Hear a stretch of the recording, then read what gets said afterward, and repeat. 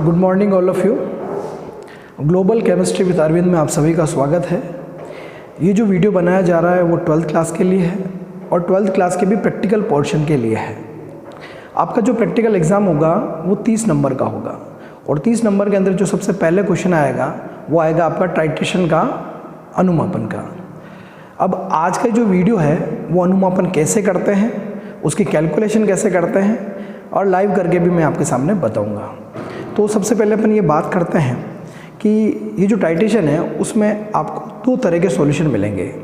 एक आपको मिलेगा नॉन सॉल्यूशन और एक मिलेगा अननोन सॉल्यूशन। क्वेश्चन जो इस तरफ से आएगा कि आपको M/30 फेरस अमोनियम सल्फेट का मानक विलयन दिया गया है और इस विलयन की सहायता से अज्ञात KMnO4 विलयन की सांद्रता ग्राम पर लीटर में ज्ञात कीजिए।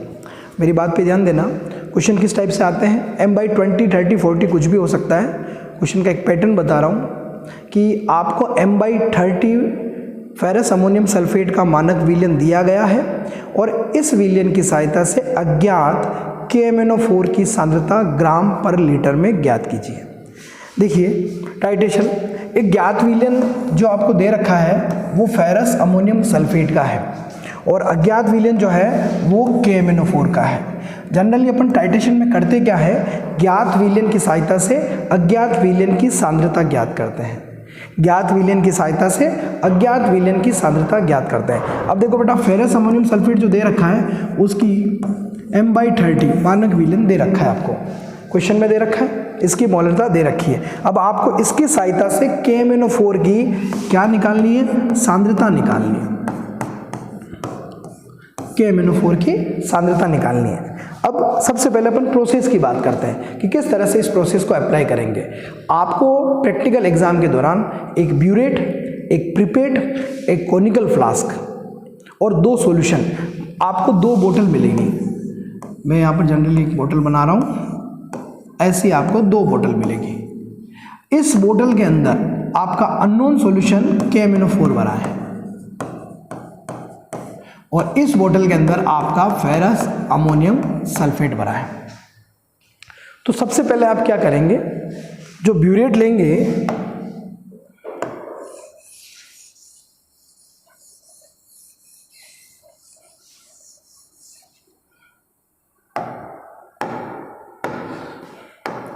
जो ये आपकी ब्यूरेट है,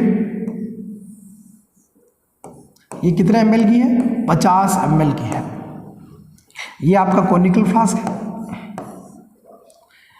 इस ब्यूरेट में सबसे पहले आप फनल की सहायता से इसमें आप किसको भरोगे, KMnO4 को। इस KMnO4 को भरने के बाद इसको आप 0 पर सेट कर दोगे,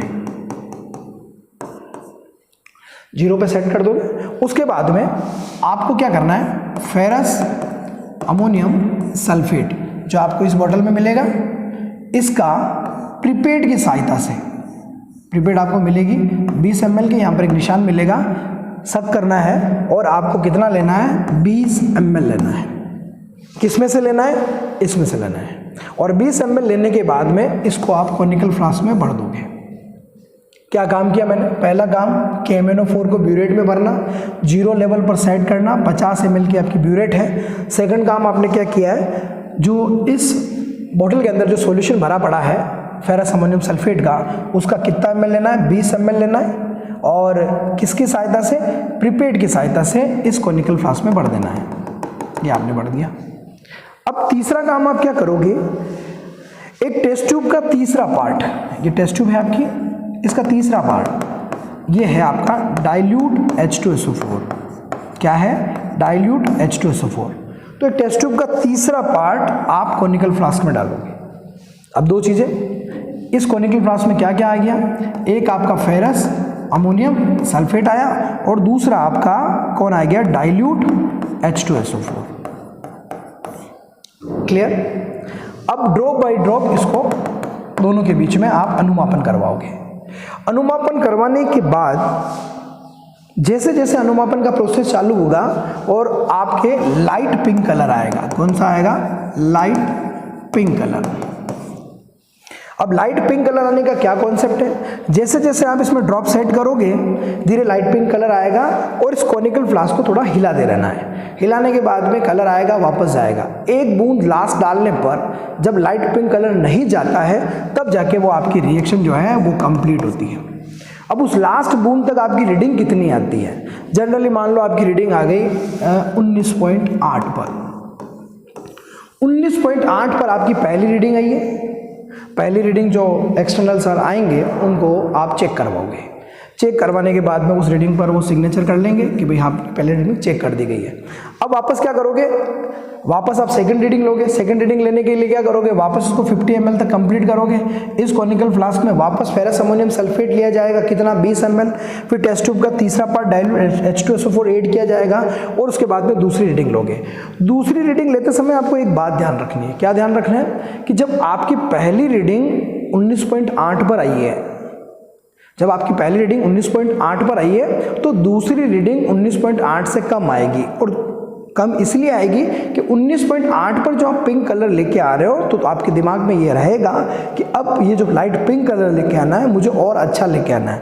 और वो अच्छा कब आएगा कि 19.8 से जब आप ड्रॉप बाय ड्रॉप कम करो, यानी कि आपके दिमाग में ये रहेगा कि 19.8 पर अगर ये लाइट पिंक कलर है, सेकंड बार अगर मैं कर रहा हूँ तो मुझे KMnO4 कम मिलाना है, यानी ड्रॉप बाय ड्रॉप जो ऊपर मिला रहे हो कम और लाइट पिंक कलर भी लेके आना है। तो मान लो वो दूसरी रीडिंग जो आई आपकी 19.6 आ गई। तीसरी रीडिंग आपने वापस प्रयास किया लाइट पिंक कलर के लिए, तीसरी रीडिंग भी आपकी आ गई 19.6। तो आपका जो सुसंगत पाठ्यांक हो जाएगा वो क्या हो जाएगा 19.6। अब आप 19.6 के साथ में कैलकुलेट करोगे। मैं फिर से बता रहा हूँ, टाइट्रेशन कर रहे हैं, नॉन सॉल्यूशन की सहायता से अननोन सॉल्यूशन की कंसंट्रेशन निकाल रहे हैं। नॉन सॉल्यूशन अपने पास में कौन है, ferrous ammonium sulphate. Unknown solution कौन है, KMnO4, यानी कि फेरस अमोनियम सल्फेट की सहायता से अज्ञात KMnO4 की मैं सांद्रता ज्ञात कर रहा हूँ। अब सांद्रता ज्ञात करने के अंदर कॉन्सेप्ट में ब्यूरेट के अंदर मैंने किसको भरा, KMnO4 को। प्रीपेड से मैंने किसको लिया, फेरस अमोनियम सल्फेट को। कितना लिया, 20 ml लिया। और मैंने कॉनिकल फ्लास्क में क्या ऐड किया, टेस्ट ट्यूब जो है उसका तीसरा पार्ट डाइल्यूट H2SO4 को ऐड किया। इन दोनों के बीच में मैं अनुपापन करवा रहा हूँ।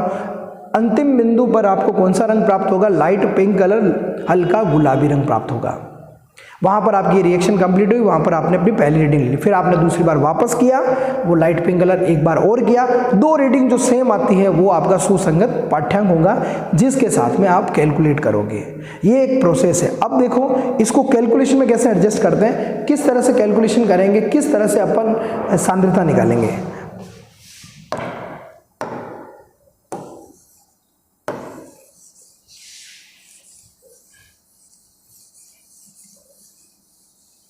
सांद्रता निकालना बहुत सिंपल सा प्रोसेस है।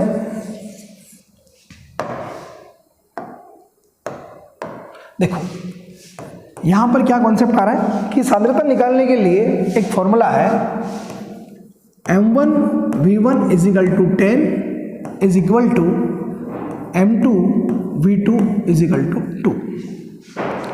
अब ये 10 कहाँ से आया, तो जब मैं इस टाइट्रेशन को करता हूँ तो देखता हूँ कि फेरस अमोनियम सल्फेट के 10 मोल, फेरस अमोनियम सल्फेट के 10 मोल KMnO4 के 2 मोल से रिएक्ट कर रहे हैं। क्या बोल रहा हूँ मैं, फेरस अमोनियम सल्फेट के 10 मोल KMnO4 के 2 मोल से रिएक्ट कर रहे हैं। इसलिए यहाँ पर अगली वाली जो इक्वेशन है M1V1 is equal to M2V2 और यहाँ पे क्या आ जाएगा 5। इसको और आगे लो, M1V1 is equal to 5 M2V2। अब देखो यहां पर समझने वाली की बात क्या है, मेरे को प्रश्न में क्या दे रखा है, मेरे को प्रश्न में M1 दे रखा है, जो क्वेश्चन है आपका M/30, यानी कि ज्ञात विलेन की मोलरता मेरे को दे रखी है M/30। मेरे लिए V1 कौन है, मेरे लिए V1 जो प्रीपेड की सहायता से मैंने 20 ml लिया था, प्रीपेड की सहायता से जो मैंने 20 ml लिया था, क्या लिया था, फेरस अमोनियम सल्फेट, वो मेरे लिए कौन है V1। 5 फॉर्मूले में है। M2 कौन है, M2 मेरे को ज्ञात करना है। M2 कौन है, मोलरता है, किसकी है, अज्ञात विलेन की। अज्ञात कौन, KMnO4। अब यहाँ पर अज्ञात विलेन की जो मोलरता M2 मेरे को ज्ञात करनी। और V2 मेरे लिए कौन है, V2 मेरे लिए कौन सा सुसंगत पाठ्यांक है, जो 2 रीडिंग सेम आई थी वो मेरे लिए कौन है, V2 है। मान लो वो रीडिंग अपनी 19.6 है। अब इसके साथ में जब अपन कैलकुलेट कर रहे हैं तो देखो फॉर्मूला अपने को m2 का फॉर्मूला बनाना, तो m2 इज इक्वल टू क्या हो गया, m1v1 अपॉन 5v2। कहाँ से लिया ये फॉर्मूला, इस फॉर्मूला से। m2 निकालना है मेरे को, तो m2 इज इक्वल टू क्या हो गया, m1v1 अपॉन 5v2। अब मैं यहाँ पर वैल्यू रख सकता हूँ, मान लो m2 जो m1 था, m1 आपका क्या था, m/30, ये m/30,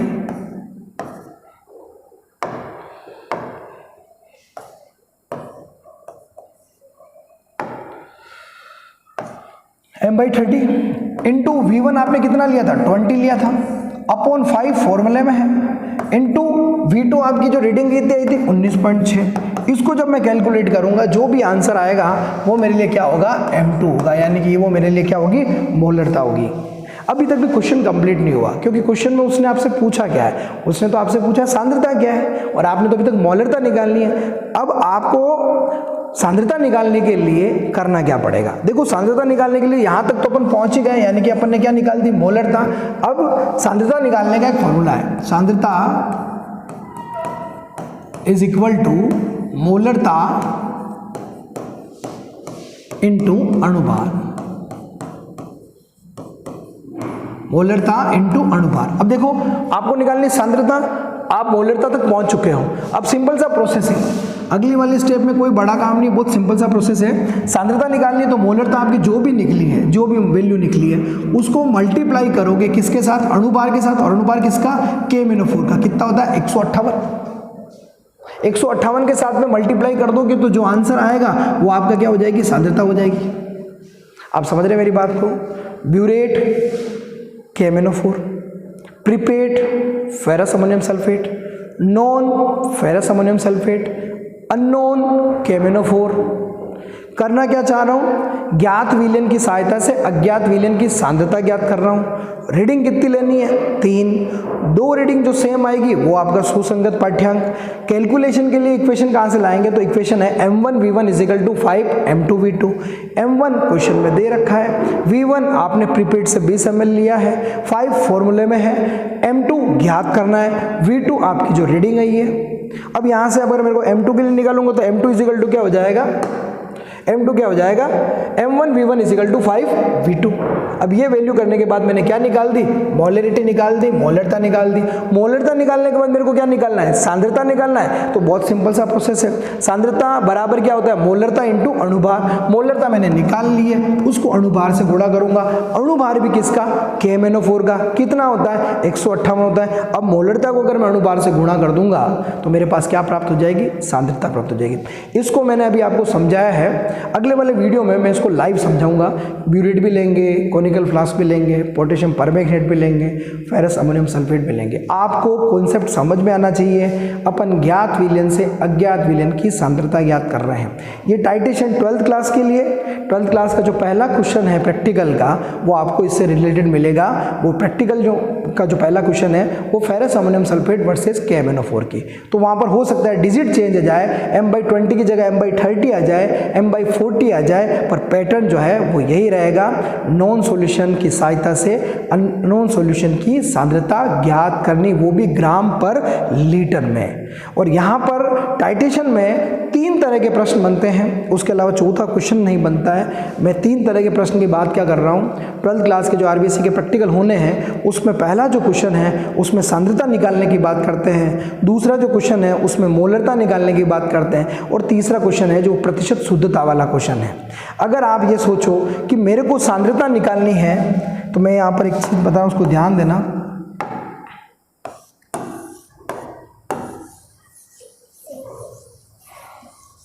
तीन तरह की स्टेप में आपको ये पूरा कॉन्सेप्ट समझ में आ जाएगा। ध्यान देना मैं क्या कर रहा हूं। देखो पहले नंबर का जो प्रश्न है, अगर आपसे कोई सांद्रता निकालने के लिए पूछता है तो सीधी सी बात है, सांद्रता कब निकलेगी, जब उसकी मोलरता निकलेगी। जब मोलरता निकलेगी फिर मैं उसको 158 से मल्टीप्लाई कर दूंगा तो सांद्रता आ जाएगी। दूसरी कंडीशन, दूसरा नंबर का जो क्वेश्चन दे रखा है उस दूसरे नंबर के क्वेश्चन में वो सिर्फ मोलरता पूछा है, तो सीधी सी बात है मेरे को सिर्फ एक स्टेप पे ही काम हो जाएगा, मोलरता, यानी कि मेरे को m2 निकालना है और मेरा आंसर कंप्लीट हो गया। तीसरे नंबर की जो स्टेप है उसके अंदर वो मेरे से पूछेगा प्रतिशत शुद्धता निकालो। प्रतिशत शुद्धता निकालो। अब प्रतिशत शुद्धता निकालने के लिए मेरे पास 3 स्टेप होगी। उसके लिए सबसे पहले मोलरता निकलेगी, फिर आपकी सांद्रता निकलेगी और तीसरे नंबर पर प्रतिशत शुद्धता निकलेगी। ये 3 स्टेप को मेरे को फॉलो करना पड़ेगा। और प्रतिशत शुद्धता निकालने का भी कोई जो सांद्रता आपने निकाली है वो लिखिए आपने ऊपर, ये सांद्रता जितनी भी आ रही है अपॉन, उसमें क्वेश्चन में आएगा कि 1 लीटर विलेन में इतना ग्राम घुला हुआ है, तो जितनी वैल्यू उस प्रतिशत शुद्धता में आपको दे रखी प्रश्न में, मान लो 1 लीटर विलेन में 2 ग्राम घुला हुआ है पोटेशियम परमैंगनेट, तो जितना घुलने की बात करता है वो आप लिखोगे नीचे और इनटू क्या कर दोगे 100 कर दोगे, तो इससे आपकी प्रतिशत शुद्धता भी निकल जाएगी। फिर ध्यान दे रहा हूं कि सांद्रता निकालनी है तो मोलरता आनी चाहिए, मोलरता में फिर 158 से मल्टीप्लाई करोगे तो सांद्रता आ जाएगी। तो यहां निकालने के लिए मेरे को कितने स्टेप चाहिए? 2 स्टेप चाहिए, पहले मोलरता फिर सांद्रता। सेकंड वाले में अगर आपसे क्वेश्चन में सिर्फ मोलरता ही पूछी है तो कहीं कोई दिक्कत नहीं, सिर्फ एक ही आपको मोलरता, एक ही स्टेप में आपका काम हो जाएगा। अगर तीसरे वाले में अगर वो प्रतिशत शुद्धता भी पूछ रहा है तो प्रतिशत शुद्धता के अंदर सबसे पहले आप सांद्रता निकालोगे और 1 लीटर सॉल्यूशन में कितना घुला हुआ है उसको डिसोल्व करोगे और डिसोल्व करने के बाद में उसको 100 से मल्टीप्लाई करोगे, तब जाके आपकी प्रतिशत शुद्धता निकल जाएगी। मेरे हिसाब से ये चीज़ आपको समझ में आ गई है। इसको एक बार लाइव करेंगे, आपको दिखाएंगे। उद्देश्य सिर्फ इतना सा है कि आपको समझ में आए। इसके बाद में, इस वीडियो के बाद में मैं थ्योरी की कुछ क्लासेस डालूंगा। आपके जो टोटल 10 चैप्टर हैं उनका नंबर डिस्ट्रीब्यूशन बताया जाएगा, कौन सा चैप्टर कितने नंबर का है, किस तरह के चैप्टर को अपन अच्छे से तैयार करके अच्छा स्कोरिंग कर सकते हैं। धन्यवाद।